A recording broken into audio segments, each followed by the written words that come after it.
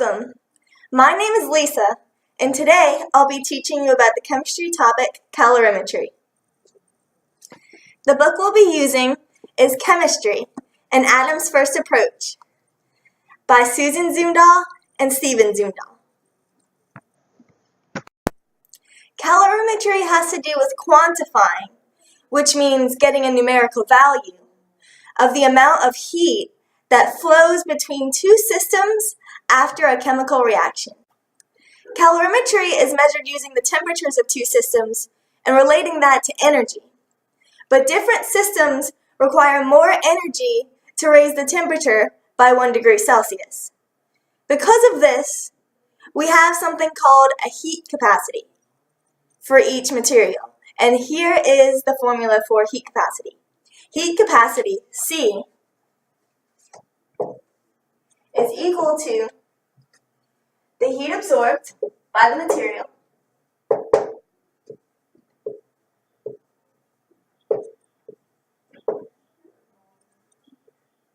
divided by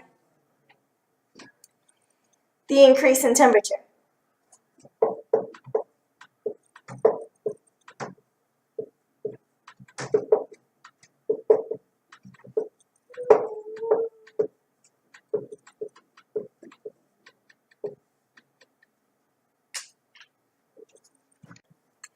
And if you want to take the heat capacity per gram of a substance, then that would be called the specific heat capacity, which is denoted S.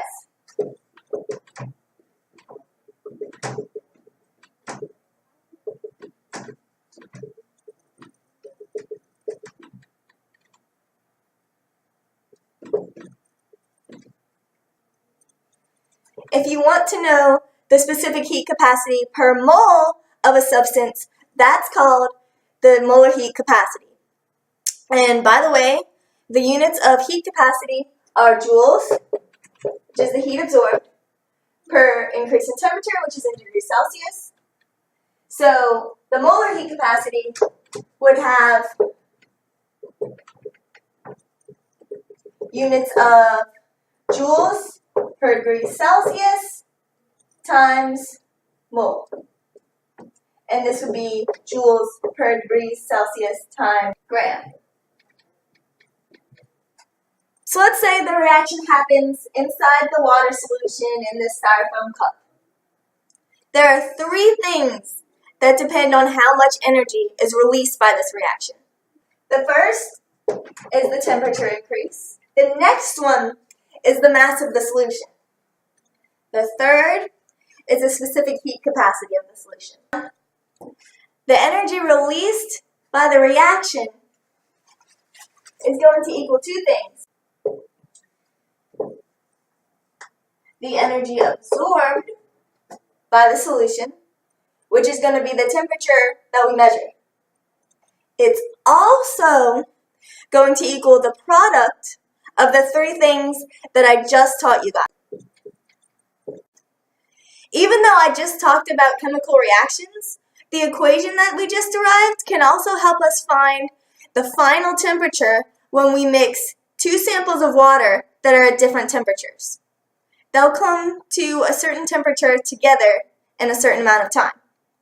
And the equation for the heat that is released from a chemical reaction into its water solution can be used for the same problem. I wrote down a type of problem on the board. Determine the final temperature when 32.2 grams of water at 14.9 degrees Celsius mixes with 32.2 grams of water at 46.8 degrees Celsius. Okay, so let's define our final temperature as the most common variable used, X. So our final temperature is going to be X, and this is what we're going to try to find.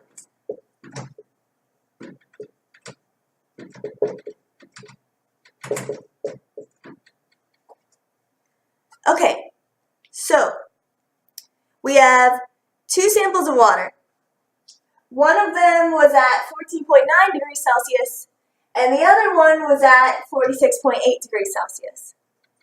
The final temperature is going to be in between these two. Doesn't that make sense? We observe that every day in real life.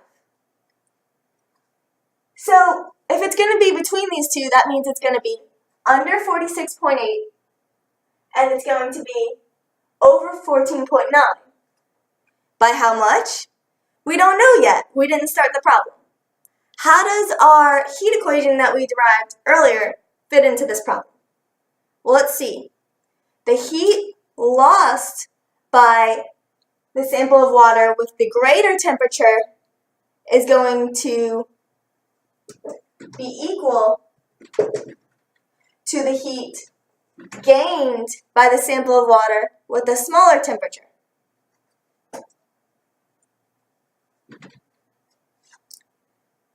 And what was our equation that we derived? S times M times change in T is going to be the same on both sides.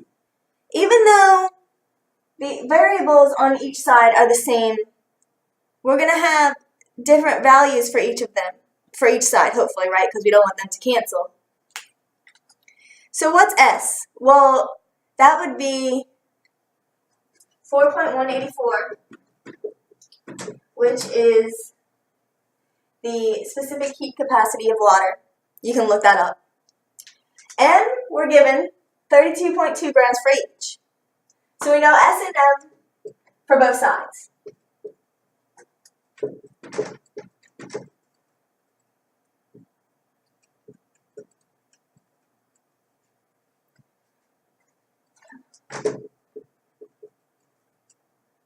Now we don't know T for either side, and this is where they're going to differ. So X, our final temperature, we can look at this a lot easier if we put it on a number line. So we have this number line,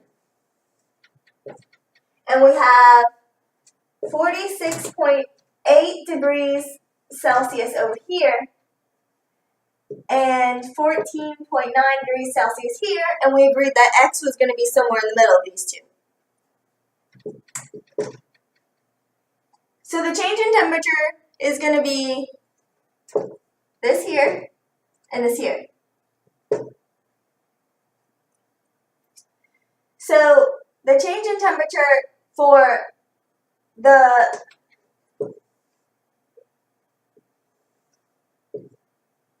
heat lost would be this one, because 46.8 is right here.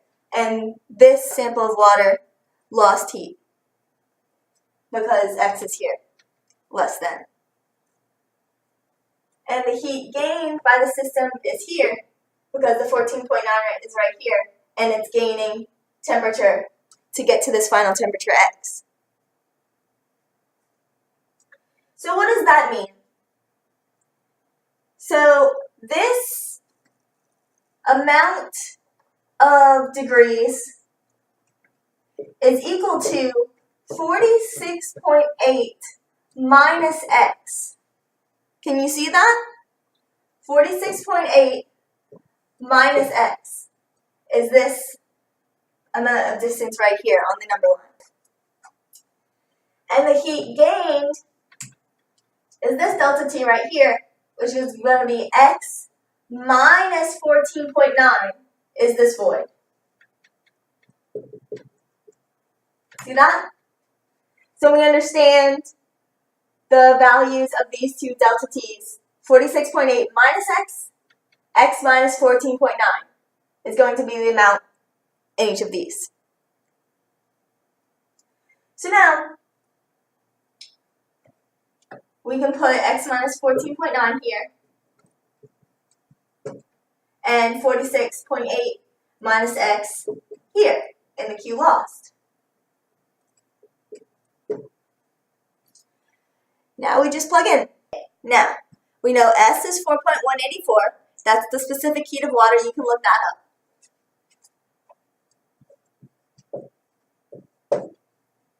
Times the mass is 32.2. We got that from the problem. Times 46.8 minus X for the change in temperature in the Q lost. Opposite side. S is 4.184. M is 32.2. Because both of these samples of water happen to be in the same nut and burners in the problem. And change in temperature is x minus 14.9. Now we can take a calculator to this. 4.184 times 32.2.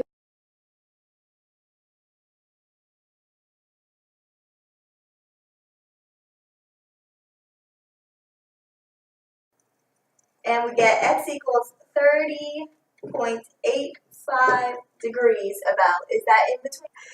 30.85 is in between 46.8 and 14.9 degrees Celsius. And that's our answer. And that's how you find the final temperature of a solution of water after you mix two samples of water with different temperatures. Hope you enjoyed. Thank you.